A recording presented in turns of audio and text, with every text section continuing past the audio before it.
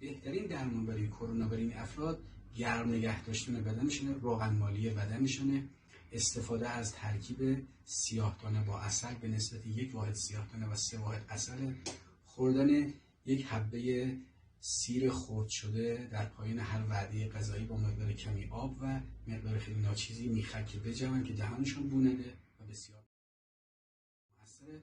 و همچنین استفاده از شربت شیره و غذاهای گرم‌مزاجی مفید و همچنین استفاده از مصلحات برای میوه‌ها و غذاهای سردمزاج. مثلا ماست ما بهش زنیان می‌زنیم یا به بعضی از میوه‌ها گلپر استفاده می‌کنیم مثل میوه پرتقال، انار و میوه‌های سردمزاجی دیگه. و همچنین استفاده از آب آشامیدنی که حتما یک دمنوش بهش اضافه می‌کنیم که مزاج آب گرم‌تر بشه.